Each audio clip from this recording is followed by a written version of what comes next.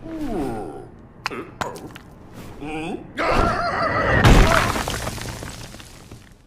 is up, you guys? It is Justin, aka Justin Tendo here, and I am here to talk to you again about Mario Kart World. I've played over 20 hours of the game in the 5 or 6 days that the game has been released, and I absolutely love it. But I'm going to get into what do I love about the game, what do I not love about the game, and I'm going to hold out no further. If you have not, please consider hitting the subscribe button. You have no idea how much it helps these small channels like myself grow. And with all of that out of the way, let's get into my, not final, but my big impressions on the game, the Grand Prix, the Knockout Tour, the free roam, the online. What do I love? What do I not love? Let's get into it right now. So this video is primarily going to be split up into 3 different sections. We're going to talk about the Grand Prix, the Grand Prix, as Dashy would say, the Knockout Tour after that, and then after that, we're going to talk about the elephant in the room, the free roam. So, what do I think of the Grand Prix? Part 1, Grand Prix. I think it is incredible. I'm not even going to sugarcoat it. You guys can call me a shill. You can call me a sellout. I really honestly don't care. If you care that much about how other people spend their money, that is, that's a you problem, not an anyone else problem. But I think the Grand Prix is phenomenal. So if you don't know what the Grand Prix is in Mario Kart, essentially it's been the tried and true formula, the Mario Kart experience since the very beginning. You have 4 different tracks, you race across each track 3 different times, and then you proceed on to the next one. You're hit with a loading screen, you go to the next track, right? 4 tracks in a Grand Prix, 3 times around each of the 4 tracks in the Grand Prix, 15 points for first, 12 for second, 10 for third, etc. And then the person who has the most points at the end wins the Grand Prix. Is that how Grand Prix is presented in Mario Kart World? Well, no. But also, yes, it's kind of a weird thing. And it's something that I admire quite a bit because it is very, very different from past Grand Prix.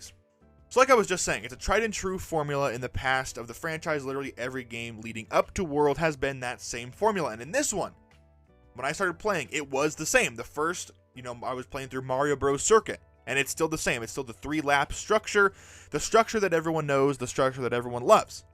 And I'm like, okay, this is pretty samey, but then you're not just hit with the loading screen and then you're not just teleported to the next track. You drive to the next track. And that was one of people's biggest concerns because there are a lot of straightaways, right? There are a lot of times where you are just going straight in a straight line. And that doesn't bother me, but it bothers some people, some very loud people. And if that is a big, huge problem to you, I completely understand. Everyone's opinion are welcome here. Everyone's feelings are welcome here. But I didn't have an issue with it at all. Were there a couple instances where there wasn't a lot happening? Yes.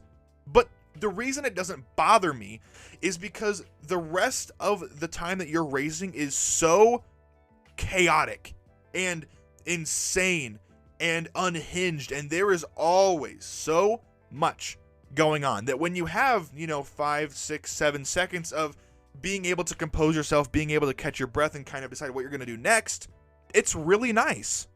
I don't know if that was intentional, and I don't know if I just feel that way because I think it was a good design choice. I don't know. But I really, really enjoyed those nice little quiet moments. They are very far and few between, but when they happen, I always appreciated them. Because like I said, there are 24 people in each race, and so there are always going to be people coming up against you trying to hit you. There are always cars coming at you. There are semis coming at you. There are spikes throwing spike balls at you. There are hammer bros scattered across the track throwing hammers at you. It's in the name, right? Wrenches being thrown at you. The little moles coming out of the ground. There is almost always something in your way. But when there's not, I kind of thought it was nice. Because in the Grand Prix, and you have your first course completed, and then you're driving to the next one, there's always so much happening. So when you do have a second to breathe, you have a second to compose yourself, you have a second to think, am I going to take this rail coming up? Am I going to go to the right and take this boost pad? Am I just going to stay in the middle and try to bounce off some cars to get a little boost? Am I going to ramp off this car and start flying through the air? What am I going to do next? Who knows? Because you are the one in control. And that is how I felt playing Grand Prix. So you play the first course, three laps around, and then you start driving the next one. And then you do 1 lap around that one, and then you start driving to the next one lap around, drive to the next one lap around.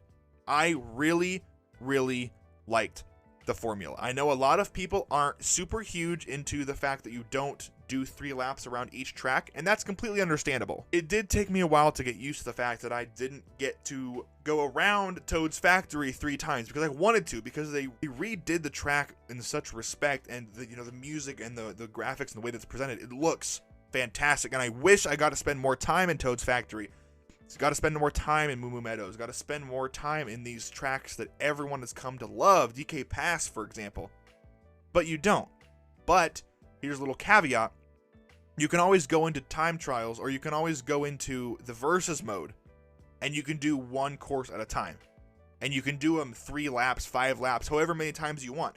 And so that kind of makes up for it, for me, that at least there is a way. Right? At least there is a way that you can do it. It may not be in Grand Prix, and that may not be ideal to everybody, but to me, I think it's okay just because of how different it feels, because it's something new, and I have wanted something new, something innovative, something fresh, something exciting from this franchise for a very long time. And with that, Grand Prix gets a 9 out of 10. Part 2, we are talking about Knockout Tour. And this, I'm not even going to sugarcoat it. This is my favorite part of the game. I really don't have a ton or any issues with this part. Knockout Tour, when they announced it in the Nintendo Direct, I was like, okay, it's going to be kind of like a Fortnite, maybe Fall Guys, Battle Royale, etc., things like that. And it absolutely is. It is so exhilarating, and all the different rallies that you can do. I have some gameplay of me playing in the background of Donkey Kong, obviously, and it's so fun. And it's like each time you go through one of those gates, and it's like, it's to be in the top 20, top 16, top 12, top 8, top 4, aim for first. It's so much fun. It's so exhilarating, and I have found myself, like, my heart racing a little bit because I'm so into it. I'm so dialed in. I'm so locked in that I have to win this Knockout Tour. I have to get first, right? And I've played all the Grand Prix. I've played all the Knockout Tours. I haven't got gold on every Knockout Tour. I have gotten gold on every Grand Prix, but I'm still working on getting the gold on every Knockout Tour. But I have played all of them, and it is tricky. It is really, really hard. This mode is not easy at all. I don't know what they fed the AI when they were making this game, but I do love that a lot of the AI that you're going against, a lot of the NPCs, the other racers you go against in this game, are not just easy. They don't give you a race. I don't know if I've had a single race where I'm like, that was easy, right? I don't know if I've had a race where I was like, that was simple. I don't really feel like I had to do anything in that race to win, because each race is earned. Each race is deserved. Each race makes you work for it, especially in the Knockout Tour, because if you go through one of the gates, you have to get the top 12 and you're 13th in line, you're done. You better wait till the next one. There's no sugarcoating it. If you have to be in the top 8 and you get 9th through 24th, you are cooked. You are not moving on to the next part of the race. Get off the track. And I absolutely love the quasi-brutality of it all, that if you're not good enough, sorry about it, but you're not going to move on. I think it's so exciting, and it's exhilarating, and it's fresh, and it's something that the community and creators like myself can do with community members and just with friends, and it's just so fun, and it's sure to end, obviously, some friendships. It's obviously going to end some friendships. I'm sure the game already has, probably just over the price, but we're not talking about the price. This is an objective look at Mario Kart World, and to me, if I am being brutally honest, Knockout Tour gets a 10 out of 10. I don't have any issues with it. I love how fresh it is, and it utilizes the graphics and the linearity of each of the courses that kind of flow from one course to the next course, and it's just very seamless, and it's just very nice, and it's fun to play, and it feels good to play. The entire game feels good to play. We're going to talk about that later. But yeah, guys, Knockout Tour is an exceptional addition to the Mario Kart verse, and I could not be happier that it's here, and especially in a game as vast as Mario Kart World. Now we're moving on to part 3, which is the open world, the free roam aspect of Mario Kart World. This was honestly one of the parts of the game where I was the most interested. I was very interested on how they were going to pull this off. I was very interested in just what the reception would be and how the courses would be implemented, the P switches would be implemented, the unlockables would be implemented. I didn't know really anything. No one did. But I am happy to say that I really do like the open world. I don't know if I love it.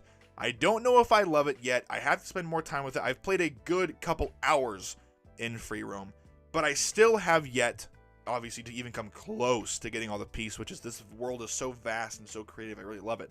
But there are a couple issues here. The first issue that I have is that it just feels a little bit empty, right? And that's what people were expecting. It is a tiny bit empty, but I would not say it's boring. I would not say it's barren. I would not say that it's ever dreary or lacking creativity or lacking fun or even freedom, especially freedom, because this whole world is so connected. This whole world is interconnected within these courses with each other, and it very much feels like it as you're racing from one course to another. So I really do love the fact that that does translate over to the free roam, right? When you're doing the Grand Prix and you're driving from course to course, you'll see that as you go back and play free roam.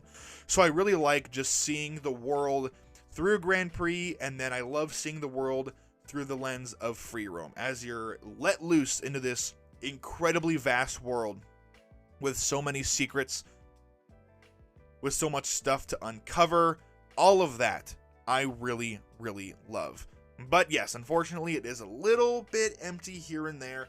It is lacking some, some life, some wildlife. And I don't know if that's fair for me to say, because there is wildlife, right? There are zebras, there are the giraffes and the elephants and the enemies and all the NPCs driving on the road and the people in the buses, right? If you watch the Game Explains video, the people at the NPCs at the bus stop actually get onto the bus, which I really love. It does make it feel a little bit more alive, but I don't know what else they could have done to help with that problem, because it's not GTA, right? There's not civilians that you can go and run down with your car, right? It's not to that level. And you can tell that this is a game with very drastic game modes. A lot of different game modes that are not just free roam. It's not centered just around free roam, right? The racing still comes first. Racing still comes first, and that's very obvious. However, something that does help the free roam is the fact that this game just feels good. That's a good segue for me to my next point. If I had to give free roam, out of 10, I'd probably give it a 7 or an 8. It is a lot of fun, but it's not something that I can do for hours and hours and hours on end. It's definitely something that I can do for a while. I could do it for maybe an hour, maybe 2 hours, if I really, really just get lost in this world, which has happened before. I went and visited DK Spaceport, and I started playing for a long time. I did it so many P switches. A lot of the P switches are genuinely very difficult. A lot of people were worried they were going to be easy. They are not. Some of them, sure. Are some of them easy? Sure, whatever. But some of them genuinely took me almost like probably 5, 10, 15 minutes. There was one that literally took me almost a half hour. It was very, very difficult, but it's a good difficulty curve in my opinion. But again, going back to that segue, something that really helps free roam is the way the game looks and the way the game feels. I have seen some really annoying comparisons and discussions, conversations, if you want to call it that, on Twitter, which was my first mistake, comparing the graphics in Mario Kart 8 Deluxe, which was clearly going for a more realistic, photorealistic, in the real world approach than Mario Kart World is. Very obvious, not anything that, that's not debatable. They are going for two very different art styles here. Look at DK's model, and that's all you need to know. Mario Kart World, on the other hand, is a lot more artistic. It's a lot more artsy, it's more bouncy, it's more flamboyant. The movements and the way that you move your car, the drifts, the jumps, the items, the graphics, the lighting, everything is just a lot more exaggerated. And again, I'm going to go back to my comparison I made in my last Mario Kart World video, comparing Puss in Boots 2011 to Puss in Boots The Last Wish. Mario Kart World in this scenario being The Last Wish, and then Mario Kart 8 Deluxe being Puss in Boots 2011. Both good films, both good games, but they're both very clearly going for something very different from one another. They are going for two very different tones, and there are points where I think Mario Kart 8 Deluxe looks a tad bit better if you're looking at it from that point of view.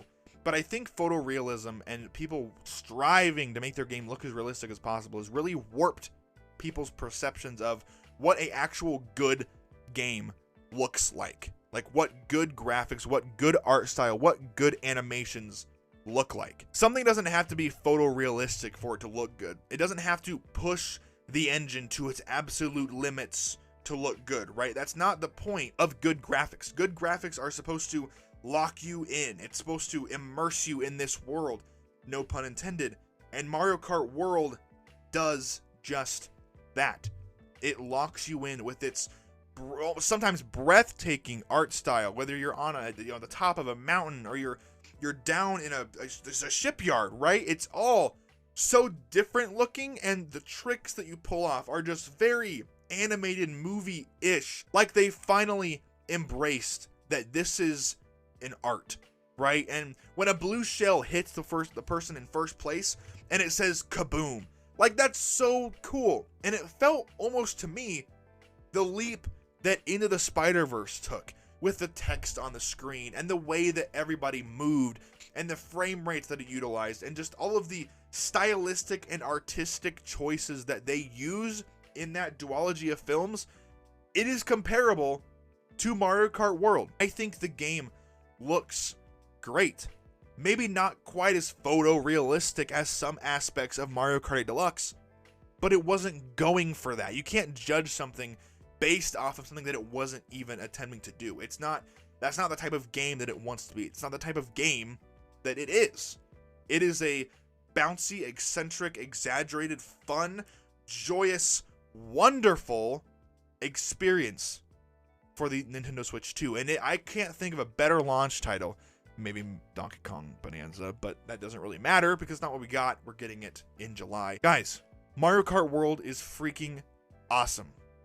As I've played more, in my last video, I jumped the shark a little bit and I gave it a 10 out of 10. And, you know, of course, people were crying in the comments. But now I'm going to lock in my score at a 9 out of 10. Kind of going back over what I said a little bit. Grand Prix is a 9 out of 10. Fantastic. I absolutely love it.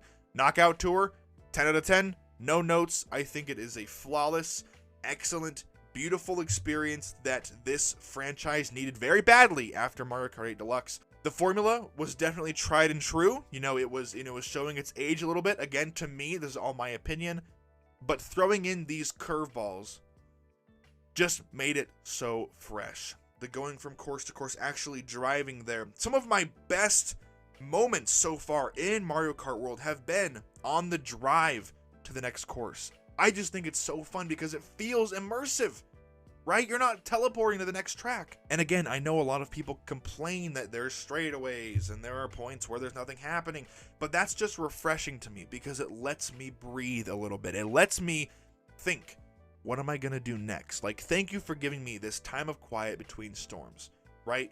I know I'm in the middle of a 6-track epic, but just having a little breathing room goes a long way, and I think it probably was intentional. I don't know a lot of game developers that would accidentally have, little moments like that. I think it was intentional. I think they did that on purpose, and people are obviously reacting. A lot of people are reacting differently than I do. That's okay, because this healthy discourse, this healthy discussion of people who don't love a project and people who do love a project, it keeps the discussion entertaining. It keeps people talking. It keeps people being heard. And that is exactly what we want here. We don't want anyone shut down for their opinion as long as it's valid, as long as it's founded in fact and it's, backed up by actual claims and not just spreading misinformation about how the Switch 2 is going to be the next Wii U, even though it just sold 3 million units in one day. I'm getting sidetracked. But yes, if you guys have not picked up Mario Kart World, I could not recommend it enough. I didn't talk about the price in this video because that's not what this video is. This video is looking at Mario Kart World at face value. Subjectively, to me, talking about what I think of the game. We're not talking about logistics. We're not talking about any of that because that's not what this channel is. I'm not going to go into that negativity. I'm not going to open that floodgate for everyone telling me that I should spend my money a different way because I don't want to. So, thank you guys so much as always for watching. I look forward to hearing what you guys think in the comments below. Have you guys played Mario Kart World yet? What do you think of it? I love everything about this game. The free roam could use a little work, maybe add some more stuff in there. But Mario Kart World gets a very, very easy 9 out of 10. A flawless 60 to 120 FPS, 4K HDR, looks beautiful. In my Switch 2 dock on my 4K display. I love the game, and it's going to give me dozens and dozens and hundreds more hours of fun as well. So thank you guys so much, as always, for watching. I will see you guys in the next one, and take care.